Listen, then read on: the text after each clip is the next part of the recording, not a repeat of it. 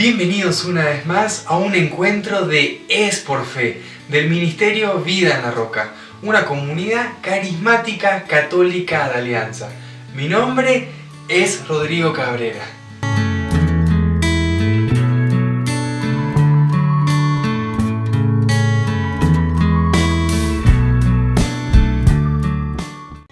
Modo indirecto o las aproximaciones son lo mismo, no te preocupes. Lo que tenemos que saber es que el redactor, al hablarnos en estos primeros y segundos capítulos, vertió toda su doctrina, todo lo que él nos quiere decir, lo hizo de una manera práctica, una manera simbólica, una manera plástica, una manera fácil de decirnos, fácil de entender, fácil de recordar y fácil de transmitirla. Este lenguaje es un lenguaje propio de su idioma, es propio de él, es propio de la cultura de él. Es como cuando nosotros tenemos refranes. ¿Conocen alguno? A caballo regalado no se le miran los dientes, por ejemplo. De tal palo, tal astilla. Bien, así como nosotros tenemos esos refranes o esa forma de decir algo, el redactor también. Quiere decir que no hablan en sentido literal, pero sí nos dicen algo.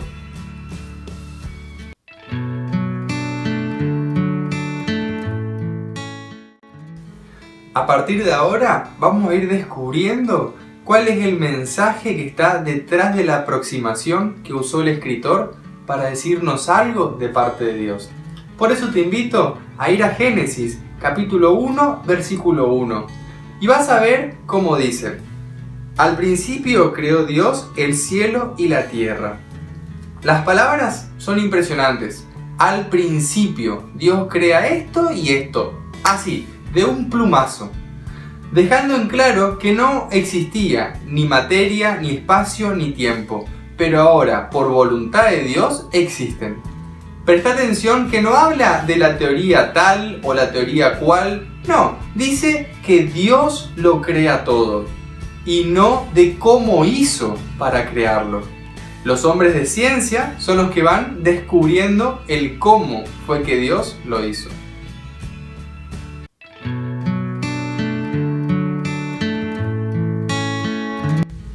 Manos a la obra. Acá el autor, que es Dios, echó mano sobre la masa. Vamos al versículo 2 para ir viendo un poco de esto. ¿Qué nos dice la palabra? Que la tierra era una soledad caótica, que las tinieblas cubrían el abismo y que el aliento de Dios aleteaba sobre las aguas. En mi versión, que es de las Américas, cuando habla de aliento, dice: el Espíritu de Dios aleteaba sobre las aguas. Es por eso que muchos padres de la iglesia, de la fe, se refieren al aliento de Dios como al Espíritu Santo, a la tercera persona de la Santísima Trinidad. Bien, cierro paréntesis, vamos a un detalle más. En este versículo, al hablar de caos, abismo, viento o aliento, nos muestra que Dios crea de la nada las cosas sin una condición previa. Es decir, que no necesita algo que esté para crear otra cosa. Al contrario, de la nada misma lo crea. Y a partir de esa creación, vamos a ir viendo en los versículos siguientes los días de la creación, que se dan de una manera armónica y ordenada, que los hombres de ciencia lo van descubriendo y eso lo llaman las leyes de la vida.